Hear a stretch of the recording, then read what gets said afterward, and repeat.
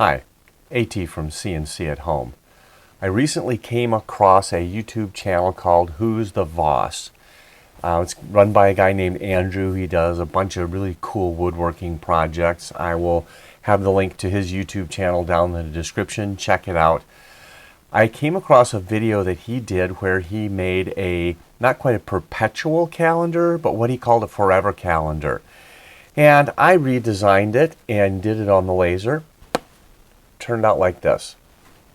Turned out actually pretty well. So what it allows you to do is you can slide the dates back and forth to have it correspond with the correct day of the week. And then this can be essentially any calendar. There are only so many variations. So for instance, next year, January, Wednesday is the 1st. So this is what the calendar will look like. What I want to do is go through the process of how I designed this up in LightBurn and walk through that process and then burning it out and assembling it. And it turned out real nicely. So hopefully this is a project that you might want to do yourself. There's plenty of opportunity for improvement on this. There's plenty of things to do. So let's go into LightBurn, see how that works, and then head to the laser and burn the thing out. If you like this video, remember to give it a thumbs up. Let me just bring up what I ended up designing so you can see it, and then we can go through how that's built. The way that I built this was essentially I created all the pieces on top of each other just to ensure that everything lined up properly. Everything in green, this is going to be the piece that slides back and forth. And this rectangle, I guess there's two of them kind of blinking here. This one's going to be the back, but this rectangle, it almost looks like a square. This is going to have the openings for each of the dates to show through. I just got some of that other stuff turned off. So this is going to be the back plate. These little thin rails on top are going to be glued onto the back and to the front and give me a separation of a material thickness so that I can slide the other piece through here. These are going to be cutouts. So there's 7 of them across. I'm going to engrave or etch the names of all the days on top here. The difference in my version is I went ahead and did 6 rows of boxes. There's only 2 down here on the bottom row, whereas Who's the Voss channel did 5 rows, and then in these bottom 2, he had numbers for the 23rd, 24th, and 30th and 31st got combined into the same thing. I went ahead and just put the 30th and 31st on its own row. This is a design choice. You could do it either way. I've got everything turned back on now. So again, the green is all the numbers. So we've got 1 through 7, and then 2 through 14, 9 through 21, etc. And then the last row is just the 30th and 31st. To burn this out, I wanted to do it more at one time, so I separated the different layers. So instead of being on top of each other, they were separated out. Let me call that project up so we can see it. Here we have the different pieces for the project. This rectangle will get cut out and have all of the dates etched on it. This back piece is just a rectangle, as are these 2 little spacers up on top. The front piece, again, a rectangle the same size as the back. It's going to have the days etched on it, and each one of these squares is going to get cut out or cut through. For my design, I made these squares 15 millimeters square. Let me just pull one of them up here. I had them grouped together. There we go. So we can see here the width and the height is both 15.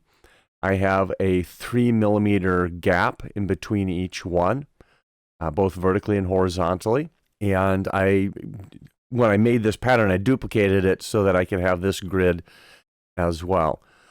So I'd just like to go through that design real quickly and show you how I built everything. Everything was built based off of this initial 15 millimeter square, and I just kind of built out from that.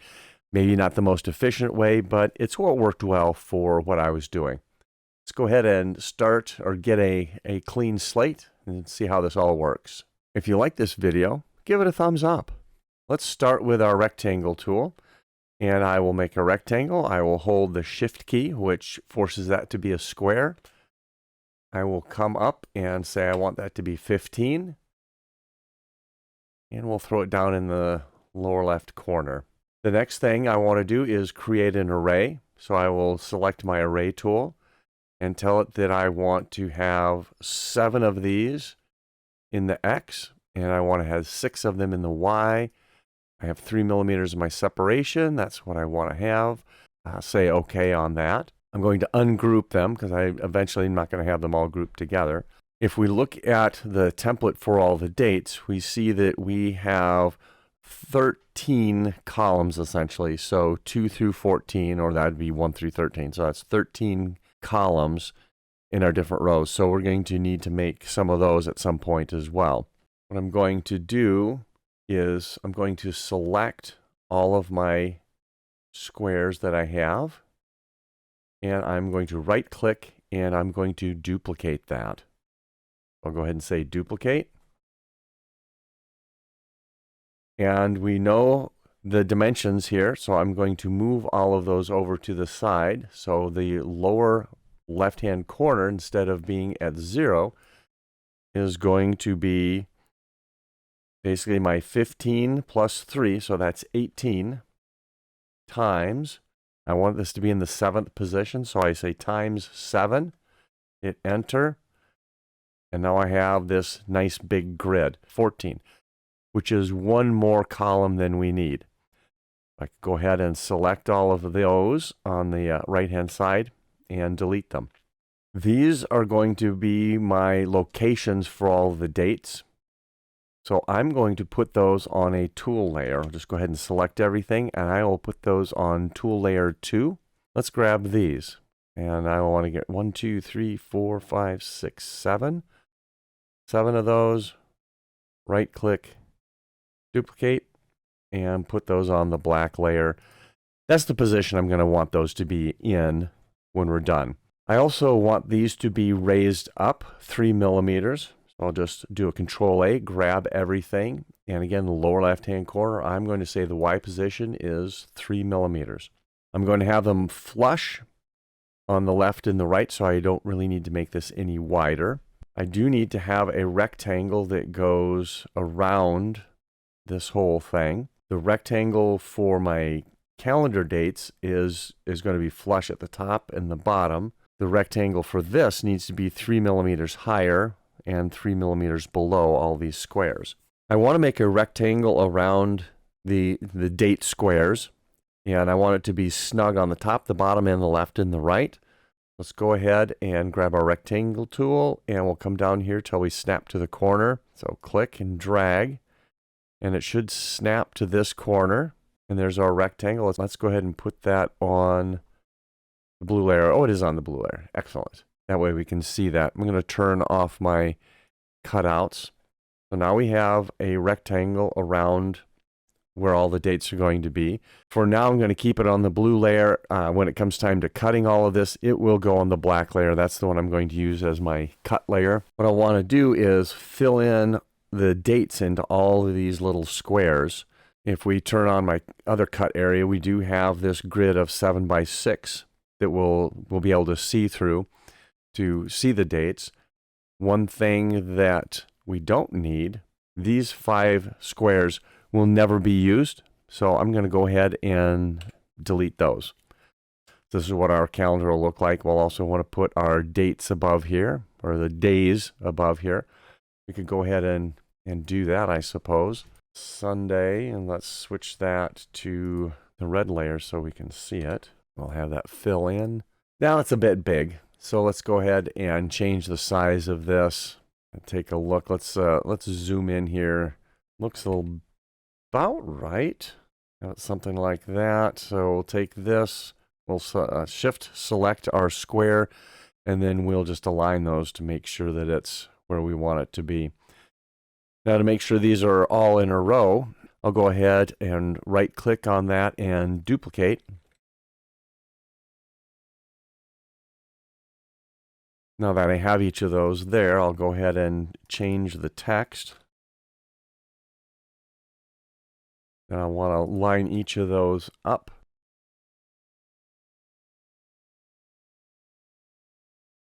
We have our days in there. At some point, we'll create a rectangle around that as well. Let's go ahead and put our numbers in place. So let's show those, and we'll get rid of all this other stuff for the moment. We'll just concentrate on these squares. So we'll start here. This will be a 7, 6, 5, 4, 3, 2, 1. And then these, if I can select correctly, here we go. We don't need those. And the same down here, we only need those first two on that one. This is what it'll end up looking like. So this will be a similar thing. We'll come in here with our letters. This one I'm going to make 10 millimeters high. 2, 3, 4.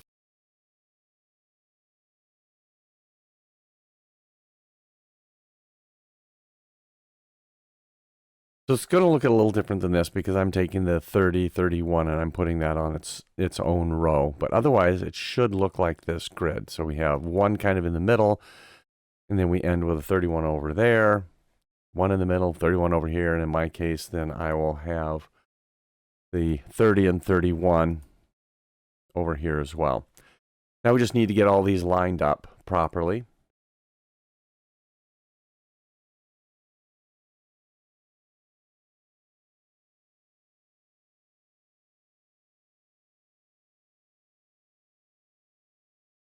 Now I have all of my numbers. They're in the right locations. These are the holes that are going to get cut out. This is the main rectangle for the sliding numbers part. We do need to have a rectangle around all of these cutouts. Let's go ahead and do that. I'm just going to turn this other stuff off for now. Easy way to do that is to say I want a square or a rectangle. I will snap from this corner to that corner. And of course it's on a different layer so I can't see it. There we go. Let's get that switched back to or over to the black layer. Now I'm going to want this bigger, obviously, than right up close to these squares. I'm going to want to have 3 millimeters off this way, off the bottom, off the right, and off the top. I'm going to need more space because I have these words. So I'm going to need something off the top as well.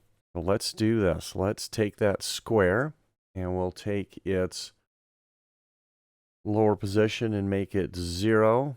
And we'll subtract 3 millimeters from its left side. And then we will need to make it bigger. I will need to make its width 6 millimeters wider. And then the height, no clue. I need it to be up here somewhere. Doesn't need to be anything specific, I suppose. I can set that to 115, some random number. I will have a piece behind here on the top and a piece behind on the bottom that will be glued to a backing piece. And the backing piece is going to be identical to what we just drew. So let me duplicate that. And the width of this is 129. So I'm going to move it over 129. And it'll be right over here where we want it. One of the things we can do in our optimization, so this vertical line is shared between the front and the back. In optimization, I want to make sure that remove overlapping lines is turned on, and this distance will work fine. Those two lines are right on top of each other. What this will do is it will get rid of one of those lines when it comes to burning. It won't burn that an extra time. We can see that in the preview here real quickly. I'll do a preview. All right, so it's coming here now. It's doing the main square. It's going around 3 times, and then the next square, you can see it bounces back and forth, so it's not burning this vertical line multiple times. We'll need to rearrange these so that it does our etching first and then doing the burning last. Let's turn all this stuff back on, and what do we have? As I had mentioned before, this blue square really needs to be on the black layer, so we can go ahead and put that onto the black layer, because that's going to cut through the same as these squares and these bigger rectangles. As I was doing this, I did make a slight mistake. The sliding calendar needs to be a little bit of a taller piece. It needs to be 3 millimeters from the top of the front plate so that everything slides nice and easily. I did that when I burned it out, so that was all cool. I also want to have a couple pieces that are 3 millimeters wide and the same length as the width of this rectangle. So what I'm going to do is I'm going to use my rectangle tool, and I'm going to click here, and I'm going to come over here and see how it snaps to that. And then I can come up to my tools here and make sure my aspect is unlocked and make that 3. We'll right click, we'll duplicate that, and then we will add 129 to that to get a piece over here. This should be all the pieces we need. This isn't the orientation that we want them. Let's turn off those so we don't select those again. Okay, so grab that. Control select that to remove it. Y is going to be 110. X is going to be 0. That's our lower left-hand corner.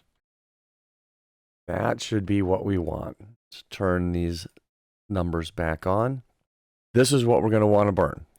So the green is going to etch, the red is going to etch, and those are going to be something that needs to happen first because we want those to etch before we start cutting anything out.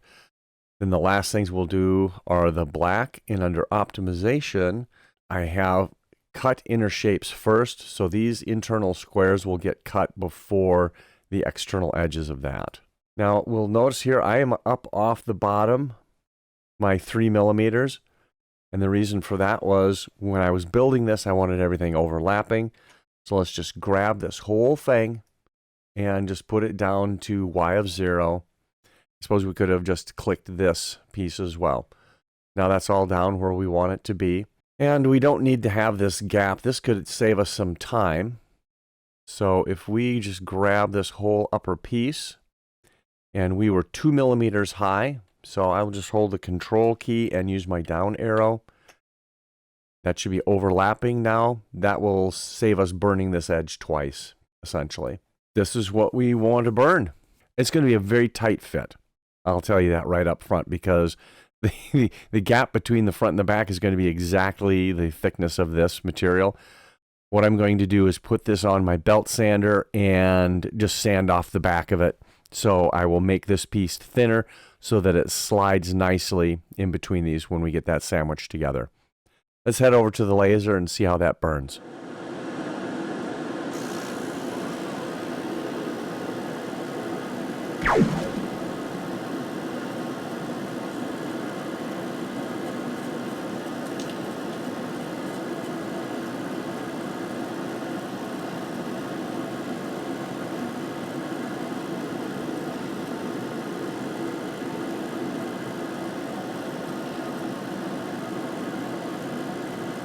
Before I pull the magnets off, which are essentially my clamps, I wanted to make sure that everything burned out.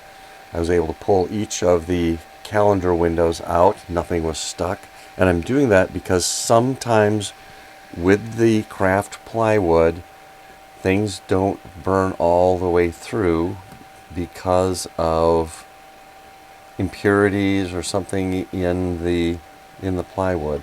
So for instance, this piece, I'm wondering if it's going to come out or not. It looks like it's stuck. So I want to move my magnet down here. See if I can remove this piece. That one looks free, so my main calendar window is good. This piece looks like it's stuck. Now, there's something up here. So this edge across the top looks like it needs to be cut again. So with everything in position still without it being moved, I can cut that line accurately. So let me just do a quick modification to the code here and we'll get that burned again.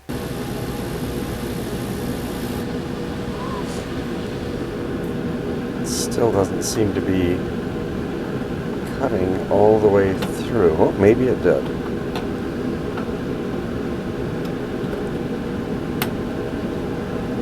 No. See, it was not cutting through here. You can see that white little speck.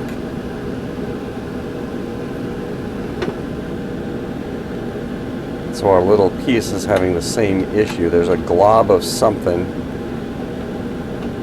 in here, and it just doesn't want to let go. We'll see if this piece came out. All right, so our main calendar numbers came out.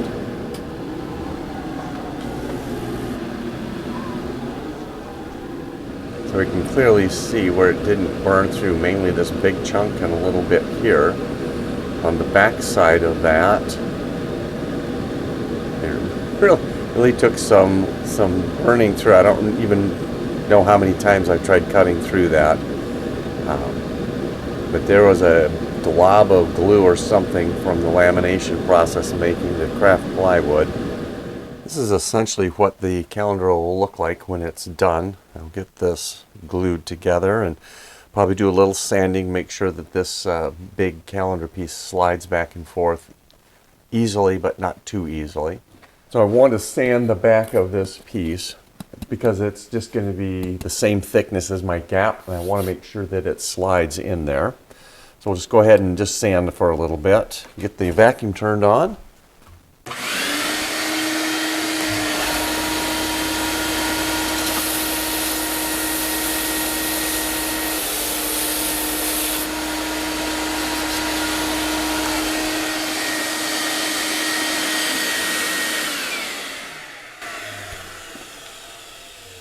Well, it doesn't look any different. Feels nice and smooth. We'll really have to get this thing glued up to see if this fits or not. I can always come back and shave a little bit more off the back if I need to. Turned out pretty nicely. We've got the days of the week. The numbers show up nicely in here. Let's get this glued up and see what it really looks like.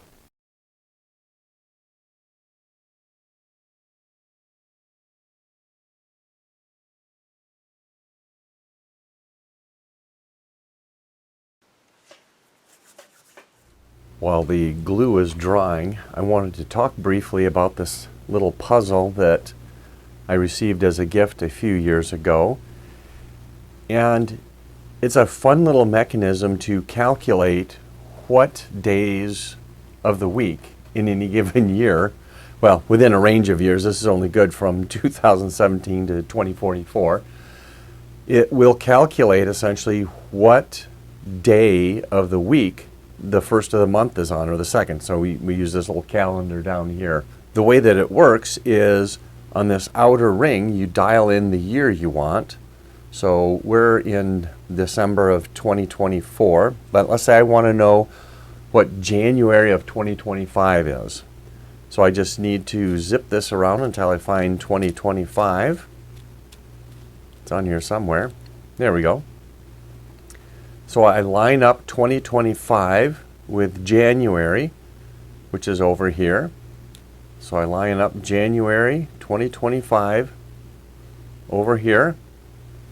Then I come down onto this ring and I look for the first of the month. It says that it's a Wednesday.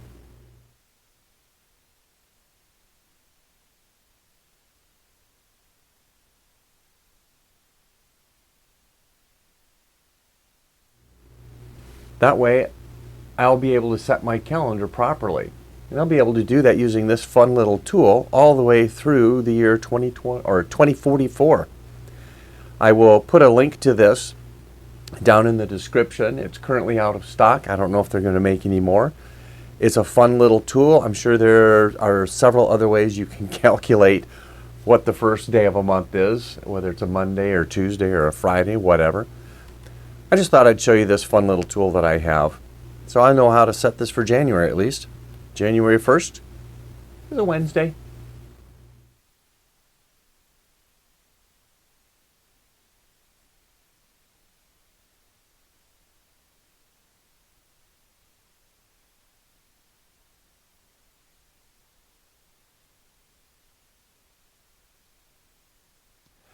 after I got this glued up, it certainly turned out nice. I like how this turned out. We've got it set up for January next year, and that's all based off of my little date calculator puzzle thing that my mom got me a few years ago. Again, the link for this will be down in the description. Don't know if they're ever going to make any more. It currently says they're out of stock. Maybe they'll make more. I don't know. Hopefully they will. It's a fun little project to put together, fun little puzzle. Anyway, January starts on a Wednesday, so I have my calendar set for Wednesday, so we should be set to go there. The project turned out great.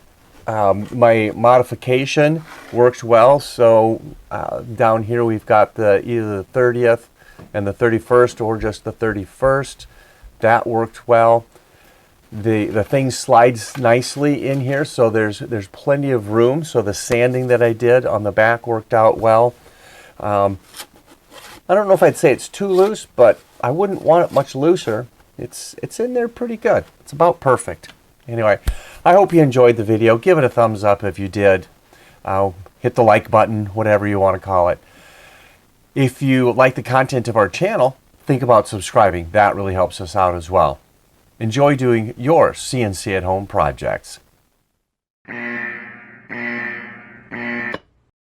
Oops.